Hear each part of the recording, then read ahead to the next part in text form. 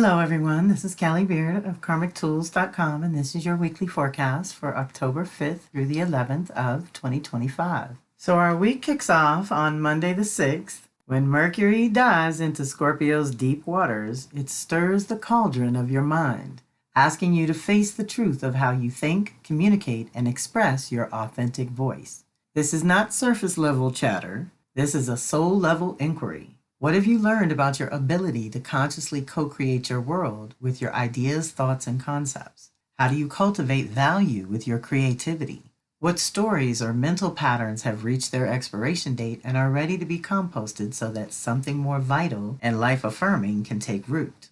This time offers a sacred threshold where conception happens, not of the body, but of a new way of perceiving life, processing information, and expressing yourself. Mercury in Scorpio invites shadow work, and here the mind becomes your inner detective, often unearthing secrets, fears, taboos, or buried emotions that have been quietly shaping your choices. The key is not judgment, but curiosity. You are simply gathering information about the mental frameworks you operate within. Once uncovered, what has been hidden can be brought into the light, transmuted, and ultimately liberated, freeing your energy for more creative endeavors. This is a time to reclaim the raw truth of your own mind and reset it to your original blueprint. Remember, language is power, both creative and destructive. So renew the way you speak to yourself and others. In doing so, you may uncover buried treasures within, untapped potential, hidden resources, or wisdom that has been waiting patiently to rise into conscious awareness. The other thing to note is that Mercury is going to enter Sag and retrograde back to Scorpio before going direct. So it seems that if we can recalibrate our ideas and thinking in the Sag department, then the ideas and thinking in the Scorpio department will go that much better. In other words, if you can shift what you believe to be true or possible, then you can conceive new ideas or increase the beauty and value of the ideas you're working on at this time. Either way, it is a reconnection with your soul and spirit and the ideas that part of you wants to pursue come the new year. If you can shift your ideas, thinking, and beliefs to accommodate emerging new consciousness, that's going to be the thing. This is death and rebirth, Scorpio and Sag. This is letting go of the old consciousness and activating the new consciousness and birthing a whole new story come 2026. So we're in that cauldron of taking all the good out of the past 1 to 5 years with Mercury. Okay, so for this last year, it's been retrograding a lot on the fire and water signs. And about 5 years ago, it did the same thing. So every 5 years, it kind of circles back to the similar elements and activates the same areas of our charts. So we can learn to co-create with Mercury where our ideas, thinking, and concepts are concerned. We like that. But this is the deep dive to conceive a new consciousness of some sort. Dates to remember: Mercury enters Scorpio October 6th, then it enters Sag October 29th, retrogrades at 6 Sag November 9th. While it's retrograde, it's going to re-enter Scorpio November 18th and go direct at 20 Scorpio November 29th. Then it's going to be direct and re-enter Sag December 11th, and it hits Capricorn January 1st, 2026. There is nothing better than starting the year with no Mercury retrograde and being totally done with the shadow and everything. So let's look forward to that. But October, November, December, just know, pace yourself. It's the end of the year. It's whatever holidays and obligations and things like that. It's a lot on your nervous system. So truly, truly pace yourself. Not to mention, okay, on this day it enters Scorpio, but on the same day we have our Aries full moon, which always brings an opportunity for a clean slate and deep release of that which is no longer part of your identity or purpose. It's an excellent moon to release anything that creates imbalance within you or blocks your true independence in the world. This full moon kicks off another year of release work, which also means that you have just completed a whole year of it too. So give yourself credit where credit is due. As you go forward, rather than feeling like things are overwhelming and moving too fast to process, let alone integrate, you should be able to see where you have done so much inner soul work over the course of the last year that you can now move through your own personal processes much faster. Now, of course, this won't be the case for everyone, in which case the Aries full moon is going to shine that bright light on exactly what aspects of self have put you in this position and make you feel it until you are so uncomfortable that you finally own it. Once you own it, you can deal with it, change it, and/or release it altogether. Just keep in mind, this is all rhythm and patterns, which means if you pay attention, you can consciously co-create with more ease and grace and much less fear and frustration. That is the general vibe of any Aries full moon, but this one is special because it's plugging into larger cycles and making it personal for us as individuals. It is personal transformation that is being activated by this full moon. I should say personal individual transformation. So just know that the luminaries are lighting you up in a way that is, one, purifying you on the deepest levels, and two, facilitating permanent change and transformation so that anything you are truly willing and ready to release, this is the moon to work with. In order for you to experience the level of relationship that you desire, what do you have to change or redefine about yourself so that you can magnetize that vibrational match? Keep in mind that that applies to both personal and professional relationships, and any Aries moon is all about you. So do some mirror work or dig into your journals looking for your own patterns that you are finally truly over. And trust that this cleansing is preparing you to be able to trust yourself implicitly and have more integrity with others now and in the future. Ashe, we like that. Trusting self, integrity with others. Then Tuesday the 7th, Mercury squares off with Pluto.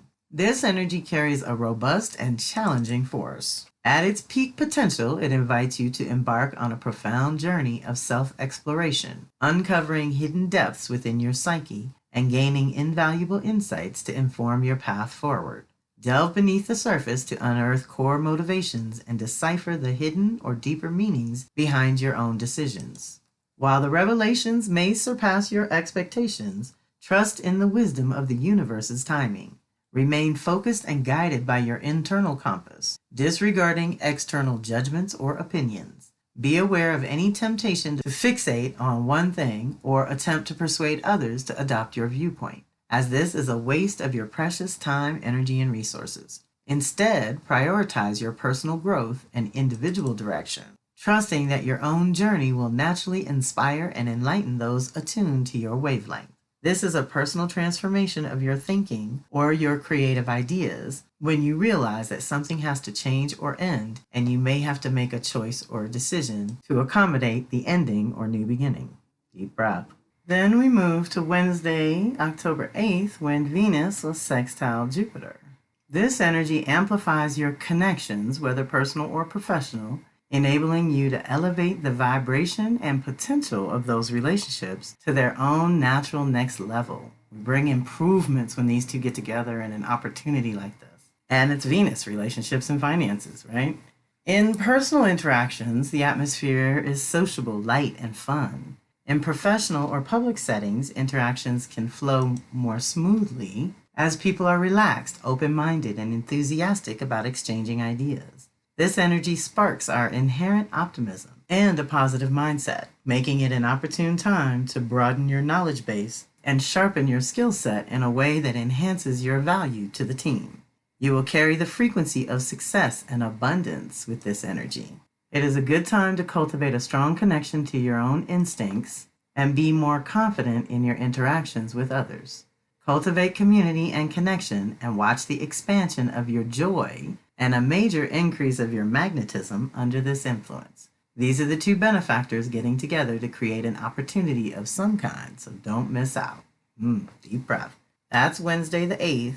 On Thursday the 9th is the monthly Venus circle. We are doing our release work at the third eye chakra in the sign of Libra, which doesn't technically happen till the 19th because she doesn't even enter Libra until next week on the 13th. So we get together like a week ahead of the activation to talk about it. But right now she's still in Virgo. That's why the earth and water is working with Jupiter in Cancer. And that was Thursday, October 9th. Live circle. You're welcome to drop in or subscribe. Then she's going to oppose Saturn, be opposite Saturn in Pisces, its last little go round in Pisces, on Saturday the 11th. When Sun opposes Saturn, the focus shifts toward the individual, whereas Venus opposite Saturn sheds light on the relationships that you have naturally attracted or repelled in your life. Midpoints serve as invaluable checkpoints and opportunities for course correcting. They offer a clear retrospective view of your starting point, providing incredible clarity regarding your present circumstances. There exists a tug of war between your authentic values and the current reality of your relationships or resources. You might find yourself questioning the significance or relevance of certain people or elements in your life. This phase may confront you with challenging yet unavoidable personal truths. Avoid self-pity and refrain from projecting your feelings onto others. It is time to take ownership and forge new pathways. Dwelling on the past will only hinder your progress. Challenges may revolve around commitments made out of obligation rather than a genuine desire to contribute. Harness this energy to align your reality with the values residing in your heart. Do not allow change-related anxiety to deter you from making pivotal decisions in the moment. Succumbing to fear might lead you toward martyrdom or a victim consciousness, which we never want to do. Define your aspirations, commit to the necessary work to manifest your vision, and take action. These are the choices Saturn rewards with tangible, enduring outcomes. Investing in yourself in this manner will never leave you with regret. That's another thing. It's very personal. It's your values and your reality, trying to get a little balance there where we're not too extreme in one direction or another. So that's our week. Be sure to review the relevant reflections and upcoming events in the October monthly missive, and know that you can often find all the links that I discuss in my forecast on my blog anytime you're looking for something specific. I try to make that super easy for everyone involved. So I hope you'll join us when and where you can. Reach out directly when you need to, and have a fantastic week. This is Kelly of Karmic Tools signing off.